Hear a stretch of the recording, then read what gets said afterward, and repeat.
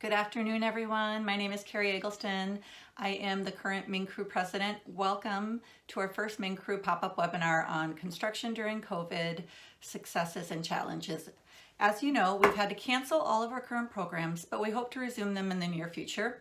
We are so fortunate to have several MNCREW members who work in the construction industry that are willing to join us today. Construction is an essential business and most projects are still continuing, and some have even been fast-tracked due to empty buildings and being able to work during business hours and easily staged materials.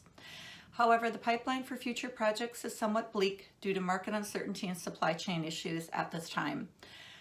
Our MNCREW construction project leaders have taken time out of their very busy days to educate us and entertain us with some site visits. As you can see, we've kept this homespun, just like National Network TV is doing.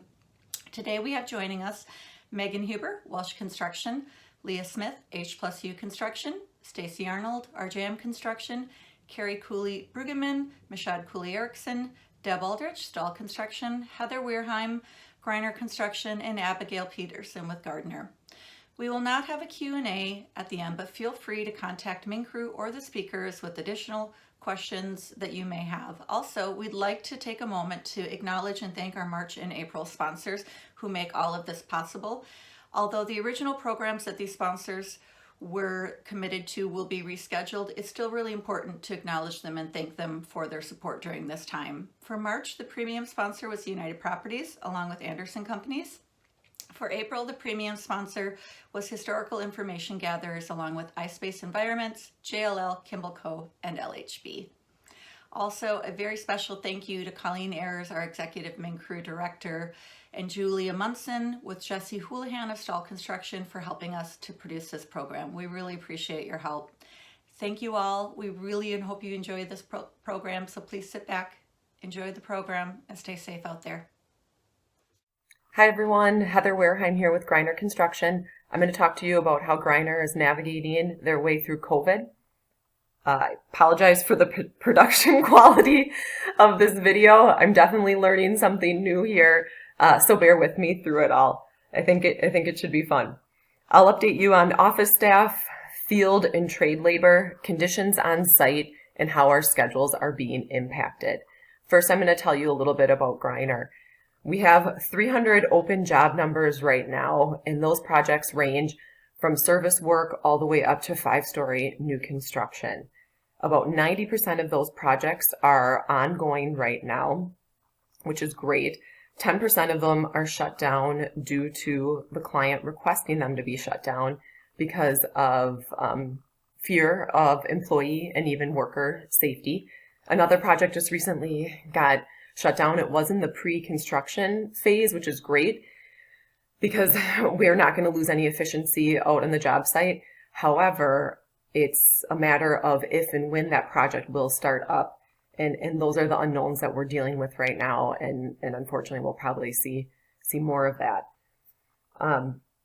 For the office staff, currently we have 95% of our office working from home. The 5% that are coming into the office, I think, feel that they need to be in the office to be productive as they have young children at home. And I think they're lucky enough to have partners that are able to stay home with their kids. As far as the workers that are at home, they feel that they can work efficiently. We're using technology like Procore to keep our job sites and up to date and clients up to date on what's happening on the job site. And then we use Teams and Zoom to stay in contact with one another and host job site meetings. The project managers feel that they can do their jobs efficiently at home, and we even got through our first billing cycle, and that made everyone happy, especially accounting staff at Greiner. We continue to budget and provide pre-construction services to our clients, and we continue to receive RFPs and track opportunities like we would even if we were working in the office and in normal times. So I think that's great that we're seeing those RFPs come in the door. So what do our job sites look like? Well, field and trade labor are following the social distancing guidelines and staying 6 feet apart, which is great and very important. We have hand sanitation stations at every job site, and then we're constantly cleaning door handles, elevator buttons throughout the day. You would also see signage on the doors, signage to remember to remind people to wash their hands, don't enter the job site if they're not feeling well, and then employee rights, stuff like that. We're scheduling pre-installation meetings that need to happen on the job site. Those happen after hours to keep everyone safe. Those cleaning precautions are key right now, as well in keeping everyone safe. For schedules, labor inconsistency and material procurement issues are having an effect on schedules. It is what it is. We have had jobs shut down temporarily because of illness, and they have to shut down for a week, and then we have a special cleaning crew come in and do the cleaning, and then construction can commence. Unfortunately, I think we'll be seeing more of those issues as well. That cleaning costs did end up being paid for by the client because it was one of their vendors that was on the job site. As those type of issues happen, it'll be interesting to see who gets the invoice for that, depending on who supposedly caused the outbreak, I guess. There's been a threat of carpet manufacturers, millwork vendors, and shipping sites that they might shut down. We haven't seen it yet, but we have had issues with materials coming from China causing a delay in construction. So all we can do at this point is make sure we're watching those material procurement schedules, notifying everyone far in advance if those materials are not going to hit the construction schedule. If they're not, then we need to make a quick decision on if we're going to find a different material, or if we want to wait for that new material to come in, and the project will just get delayed until we receive that material. On the flip side, for many of our interiors projects, office buildings that are near vacant are allowing us to do work, noisy work that normally we do after hours, we're able to do during the day. So those projects are continuing at full force. And as far as city inspections go, as long as you have that permit for the project, we've been able to schedule inspections, city required inspections, in a timely manner, and it hasn't caused a delay at all in our projects. One thing you will have to look out for, though, is permitting delays. Most cities are taking in permit applications online, which is great. However, as staff learns how to use those review permits at home, or another city is allowing staff members to only come in 2 times per week to do those reviews, we're going to definitely see delays. So what once was a 2-week permit review process is now going to be a 4-week process. Just something to look out for when communicating with your clients about potential project delays. Moving forward, we do feel that COVID is going to change our industry a bit. We're going to see extensive cleaning requirements on our job sites. As the jobs progress, we're going to see daily cleaning, and then also potentially that extensive or specialized cleaning if, in fact, COVID does happen to get onto your job site. So there'll be costs associated with that. Remote workers and decision makers that are working from home, there's going to be lags. We feel that there will be lags in response time from design teams, from decision makers. I'm sure construction staff too. We have this new way of working and we have distractions. It could cause lags in our projects when we're not making decisions in a timely manner. Large manufacturers may need to temporarily increase their costs if, in fact, they were shut down during COVID. I think what will happen is if they reopen and then have to work overtime in order to beef up their manufacturing, in fact, then we will be affected because their prices will increase. As far as the manufacturing firms that were able to continue to produce during COVID, we think that maybe their prices will soften.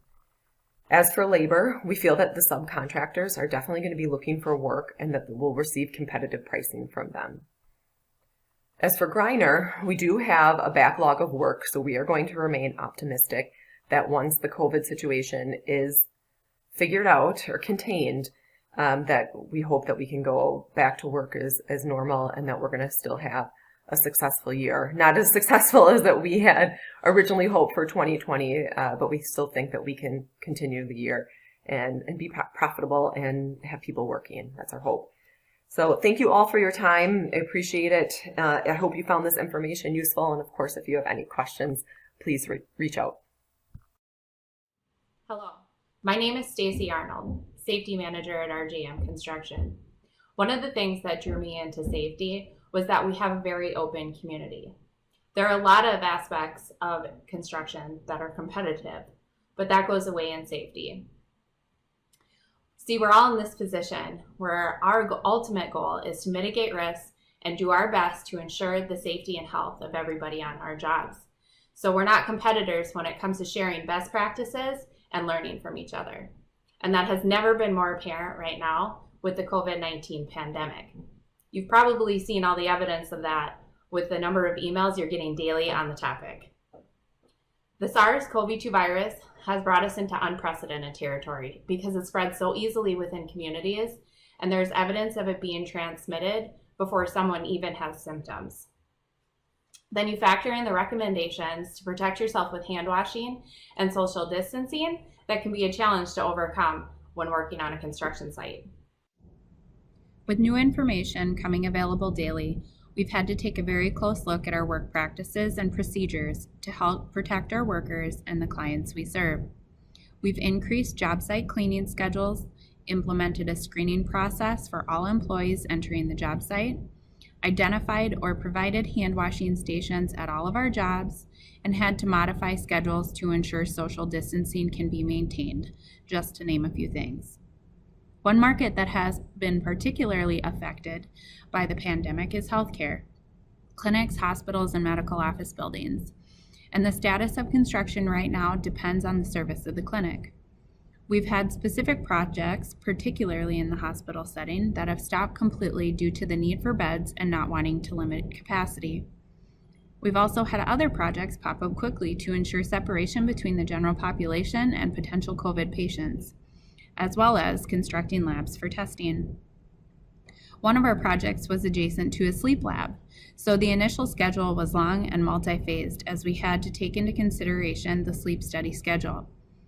At this point, we've been able to reduce the number of phases and ramp up construction because the particular clinic and sleep lab are not essential right now.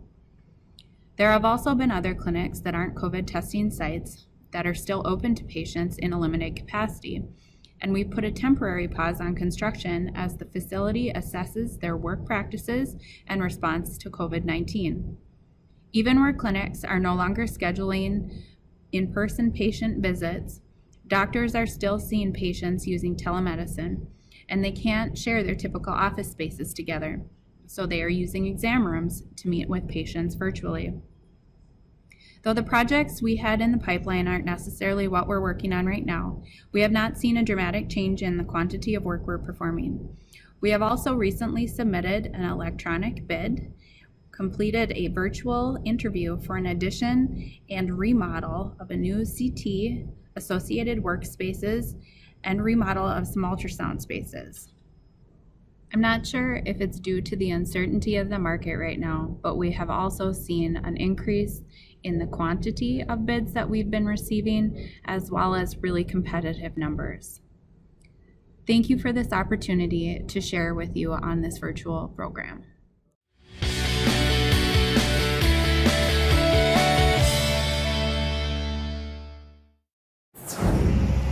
Hi, I'm Leah Smith, Business Development Director with H&U Construction, the program's committee member, and we're thrilled to be a part of today's virtual presentation.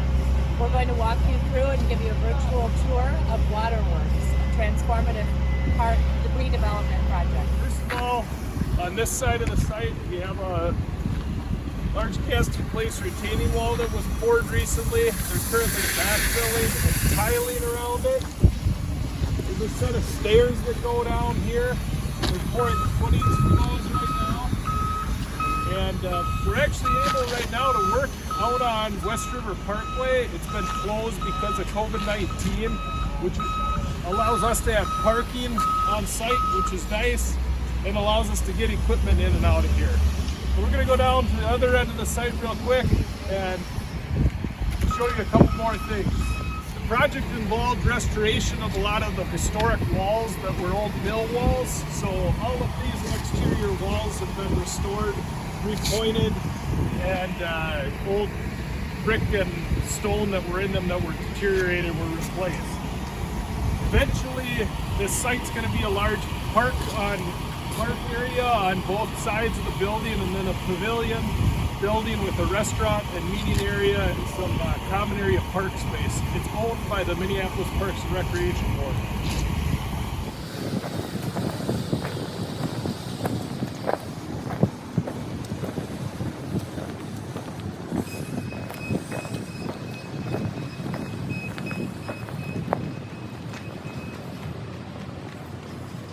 This end of the site is actually a series of terraced retaining walls made out of precast material. You can start to see they've cut the terrace into the hillside.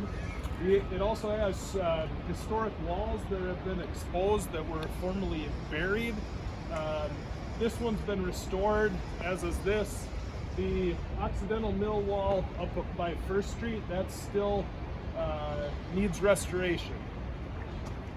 One of the unique things we did on this site, with all the material that was discovered buried in the hillside, we actually processed it into crushed material, crushed concrete, to be reused. And the reuse pile is actually way down on that end of the site, past the excavator. So that material is going to be reused as sub-base for those retaining wall blocks that are ranging in size up to about 14,000 pounds. So there's really big blocks. Let's go inside real quick. We'll show you the inside. It's a little noisy, but we'll do it. Deal with it.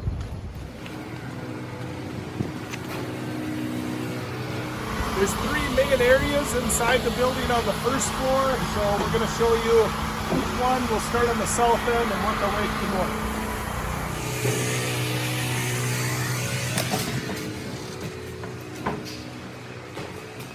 Room number one, this will eventually be a large meeting room area for the public to use. And then in the back half, it actually will have a water reuse skid. So one of the features of this project is there's actually a rainwater reuse system that's going to be installed, allowing the grounds to use it for irrigation as well as for flushing toilets.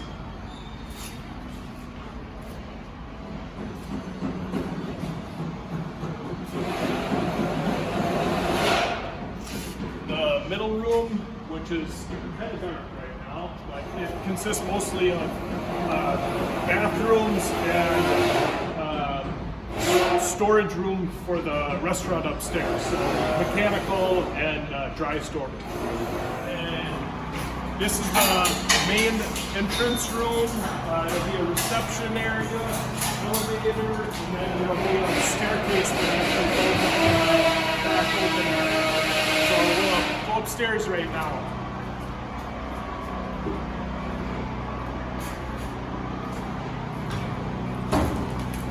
Upper level is actually going to be a restaurant. It's not real easy to picture right now, but this is the back half of the restaurant that has the kitchen, the bathrooms, and over there we're actually standing in the seating area. There's a bar that'll be installed somewhere in this area, and then over to the north there's a large community room up here that can be used off of the restaurant seating. So that's pretty much it. And the project's scheduled to be completed in August or September of this year, and hopefully there will be a great opening at that time, and everyone who come down here, we can host a MNCREW event. Thank you very much. Bye-bye.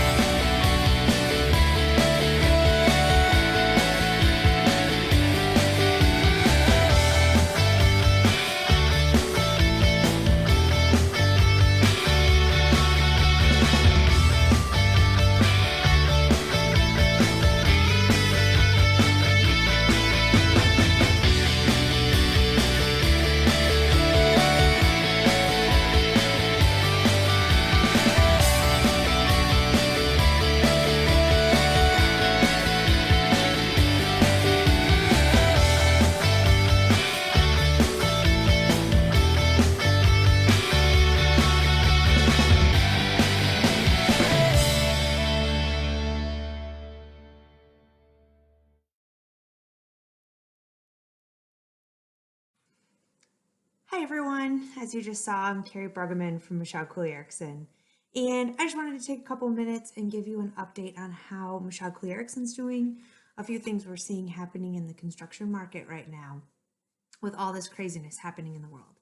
I hope you all are doing wonderful, and I'm thinking of you all, and it's nice to at least stand before you today a little bit. So one of our primary clients is actually the Minneapolis airport, which, as you can imagine, has been hit pretty hard, and we're down quite a few passengers. But they're taking that opportunity to really ramp up some of the construction projects. We're seeing, I don't really have good numbers, but we're seeing a big increase in productivity and efficiency. We've been able to capture some spaces that wouldn't otherwise be available with the amount of passengers anticipated, especially during this time, which we would consider spring break. So we're very much keeping things moving from a construction standpoint at the airport. And it's been great to try and do things from that side. Don't get me wrong, we'd much prefer a busy terminal, but really nice to have all of that in one place right now. We actually also, totally separate from the airport at MSP right now, have just won a project where the RFP was a completely virtual project was the goal. So how do we accomplish this project totally virtually was one of the asks of the RFP. Really exciting, unique things we're starting to see. Exciting to see clients making that shift so quickly, and exciting to see everyone willing to jump on that and take and run with that opportunity. Additionally, our management team has been meeting daily. So we actually meet every morning at 7 a.m. just to try and address anything we need to for that day. We have also set up a weekly meeting with all of our staff just to give any updates, things that have changed. As we all know, everything's changing so quickly. And so it's been a great way to connect with everyone and just to try and touch base as best we can. And we've asked our staff to pre-submit questions for those meetings. It helps really drive what they're looking for and what they're interested in for that content, to make sure that not only are we sharing what we think is important, but also we're sharing what they feel they want to learn about. We've also been very fortunate. We transitioned to Teams recently, and actually just as of January, and I've been using it extensively. If your team isn't using Teams and you have the Microsoft Office platform, I highly recommend using it. It makes for great video calls. They're very seamless, and the teamwork can work really well together, but additionally share things like documents and photos. We actually put our entire inter-office web on Teams. So that's where our org chart is and our phone list and all that stuff. It's all on Teams. It's very helpful. I can't give this update on how Michelle Cooley Erickson's doing and what we're seeing in the construction market without recognizing our IT team. They really pivoted in all of this and stepped up and really got Michelle Cooley Erickson in a position to be ready to take this all on, which we could not be more grateful for. And then similarly, we're seeing our marketing team pivot right now and really look for what are those other opportunities out there in the marketplace. We're hearing of people being interested in opportunities for unique air quality studies, and we have actually helped both at MSP and at other locations implement a couple different technologies that can help eliminate bacteria and viruses in airstreams if anything is airbound, which is really helpful and really helps give that people that extra sense of comfort. We understand that will likely be a concern of tenants. Another thing that we've been implementing a ton right now is laser scanning. We have a new laser scanning platform to do site survey. So we can actually send one person that can site survey an entire space. For example, I had someone at MSP site survey an entire boiler room by himself. He was on site about 4 hours by himself. And then to process all the information took him about 6 or 8 hours total, including the 4 hours on site. And he was the only person on site, and he has everything we should ever need for the entire boiler room, which is really, really awesome to have that kind of efficiency, but also have that level of not needing to have as many people there so we can keep other people safe. So just a couple tips, tricks, fun facts that are happening at Michelle Cooley Erickson. I hope everyone's doing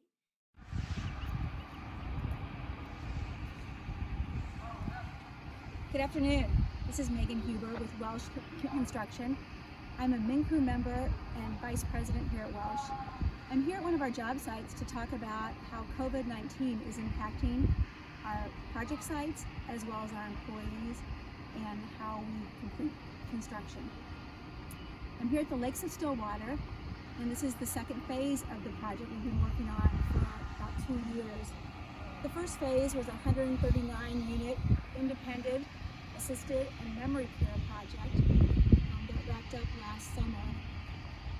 This next phase is a townhome community, all independent living.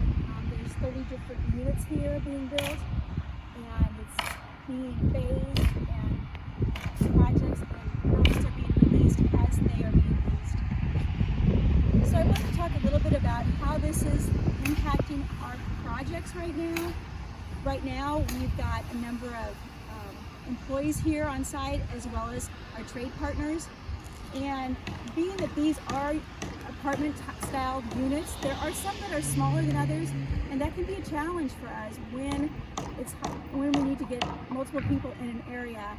It can be harder to social distance. We are definitely following those rules though, and so we're having to stagger our trades and change our schedule up a bit. The most important thing for us is to make sure that we're communicating well with our trade partners and with our employees on how those changes will work for them. We also had a little bit of a challenge with getting our inspection folks from Stillwater here to the job site.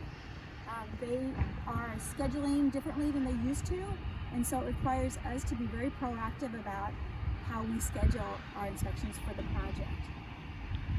Some of the other things that we have been seeing is that some of the supply chains are starting to be interrupted. And because of that, we are not always sure on the final delivery dates for materials. Right now, it's not so much the materials themselves as it is the trucking lines and logistic lines to get them here. There have been a couple instances where we know some plants have shut down.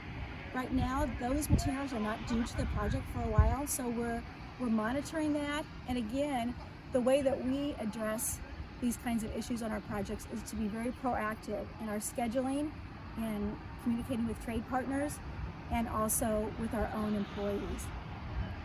This definitely has been a challenge for us, but we are very happy that we can continue to do construction and our projects are going full speed ahead. At this point, we don't expect to have any overall slowdown in the project schedule. Again, the key being proactive communication. Thanks for letting us talk about what we're doing here at Welsh. Appreciate being a MNCREW member. Good afternoon.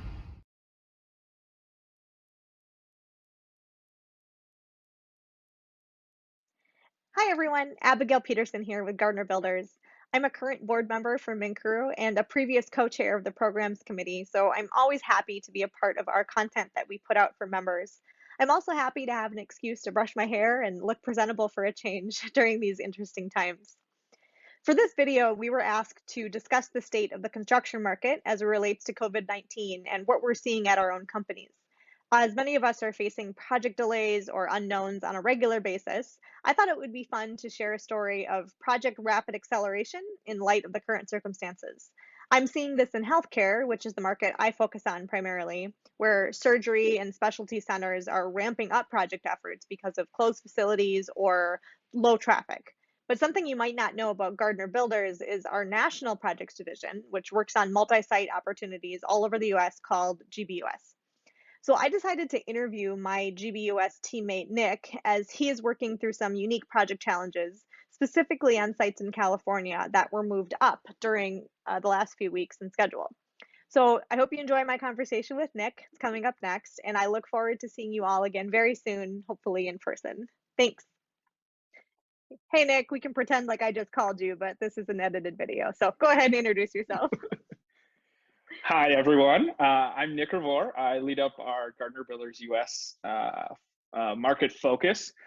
We specifically look at program construction more than anything else, essentially multi-site construction throughout the country, all different states, all different timelines, all different types of projects. Yeah, that's what we do. Great. And So I thought a conversation we could have today, we're with MNCREW talking about some of the challenges with COVID-19 and how it's affecting the construction industry. So with Gardner Builders US working in different states across the country, what is it like when a regulation might be different in one state or another, or some rules in terms of how we're mandating some of these things to be in place due to the virus? So talk a little bit about that. Sure. Yeah. So having to work in many different jurisdictions throughout the country does create a little rift in how we go about it. Really, what we've been doing is we've just been taking the most stringent policies and just applying them across the board to try to make it easier for our field staff, our office staff, and all of our clients to understand exactly what the expectations are. Cool. So what are some of the other states that we're working in right now, and what types of projects? So we're working on anywhere from financial law firms to restaurants to rebranding of gas stations, and then we're also working out in California doing some dispensary construction that was pushed way up because of kind of the stall out of essential business construction in California. So if we're working in California, what would you say some of the differences are between construction sites there versus here with safety protocol? So they really do have the stringest protocols when it comes to COVID-19. So so what we're doing out there and across the board is we're going in and decontaminating the project site, give it about a day and a half for the odors to sort of die out. And then our staff can come in. And when our staff comes in, our staff and any of our trade partners, any of our clients, we have them fill out a short survey. We take their temperature because usually that's one of the first signs of any sort of illness, COVID-19 or any other. And then we have staff on site not only just policing that policy, but also helping with the continual everyday decontamination of surfaces. So. Do you think that some of the specific things like the taking of a temperature of each person that comes on site will soon be a thing here in Minnesota as well? I think it will. It's really, I think, probably up to each individual employer. I don't think it would be anything that is just laid out as you have to take everybody's temperature. We're not healthcare professionals by any means. But we just try to we put everything in place that we can to keep our field staff, our clients, our trade partners, and everybody safe on the job. And we feel that, when we're working across the country in all jurisdictions, that's something we can do to be proactive and sort of set the platinum standard there. Very cool. Well, thank you so much for talking with me today. Appreciate your time. Absolutely.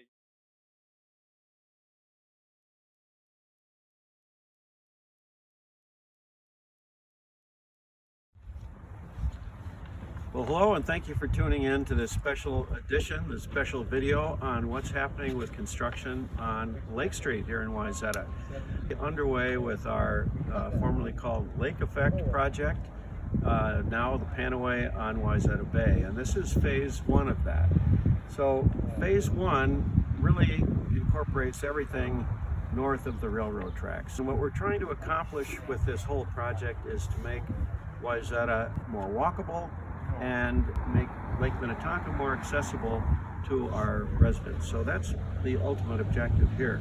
So what you're going to see unfolding over the next weeks and months is a project that's going to narrow Lake Street to provide it a more walkable environment, wider sidewalks. We're going to be extending the Dakota Bike Trail further into town. We're going to have a plaza that's going to extend for about 4 blocks in front of, starting with Code and moving west. It'll include water features, restrooms, other amenities. It's going to transform Lake Street and make it much more accessible, a much better experience for all of our residents. We have decided, the City Council has decided to move ahead in spite of this COVID situation for a number of reasons. One, we've got a lot of infrastructure that needs replacing. We've got old pipes, we've got sidewalks that are deteriorating, people tripping on it. All of that needed to get done anyway. We looked at our finances very carefully. We wanted to make sure that the expenses for all of this work were were covered. We also looked ahead to a probable recession coming down the pike at us. We wanted to make sure that financially, by doing this project, we wouldn't impose any further burden on our residents. So once we were convinced with that, it was important that we do this work anyway for the future of the city. The businesses are shut down, the restaurants are shut down. We can get this work done without imposing, without causing great disruption and blocking people coming to our restaurants. We hope that by the time we've got the road work done in front of our restaurants, particularly on the 600 block, that the restaurants will be open, they'll have a better environment, and everyone will get back to business as usual. Anyway, that's the general lay of the land, but what I really want to do is let you know what's coming down the pike here, specifically in this construction. So for that, I'm going to turn to Jesse Houlihan and ask Jesse to tell us what we can expect. It's a really difficult time right now for us to remain open and partner with the city. We wanted to make sure that if we're providing access to work, that it's really safe and well managed work. So we have aligned some of our job site protocols as a company to be in alignment with the CDC and World Health Organization guidelines. So all workforce that's coming to the City of Wayzata job site is going to be screened before they get to the job site for any symptoms to make sure no one symptomatic comes to the site. We're using digital tools instead of connecting as much in person, or maintaining our 6 feet of distance as we are when we're huddling, giving direction, or working together. Thankfully, with what we're doing right now, we've got a lot of people in big machinery, so maintaining that distance is not a problem. Any shared sort of workspaces are getting cleaned a lot more. We're making sure people have regular access to hand washing and hand sanitizer as well. We're standing right at the intersection of the lake in Ferndale. This is a part of the phase 1 of the project. So spanning from here all the way to Barry, you will see about half of the street shut down at a time as we mill, regrade, continue to do demo, taking out the sidewalk, and then eventually do that deeper utility work, and then bring back a trail, a street, great planters, lighting all of that over the coming weeks. This half of the street will be shut down for a period of time, and then we'll shift to the other half of the street. Next week, though, we're going to start construction on the 600 block. So you'll see safety, separation, and some of the directional wayfinding that's going to help people know where to drive. That'll be coming up this Friday in preparation for Monday's work. Then we're going to start doing the demo and taking down of all of the old materials over there as well before we can bring back the new. What I do want your residents to know is that throughout the duration of construction, you'll be able to walk and drive along phase 1, and then phase 2 and 2B, where that 600 block area is, you will always be able to walk the distance of that building and get to any businesses that are doing takeout during that time. While you and your crew are going to be as sensitive as possible to the businesses, we at the city are as well. We're looking at a number of ways that we can help our businesses, either by deferring or forgiving licenses and fees and things like that. We understand the stress they're under. We went ahead with this project, as I said, very cautiously, studiously, with our businesses in mind, and so we're going to try to do whatever we can to make sure that they are disrupted as little as possible. We also appreciate all the patience and cooperation of all of our residents and businesses. We're going to get through this, and we are sensitive to the difficulties that everybody is having as well. And we'll try to be as gentle as possible. But anyway, thank you again for tuning in, and we'll look forward to talking with you again when we have more information for you.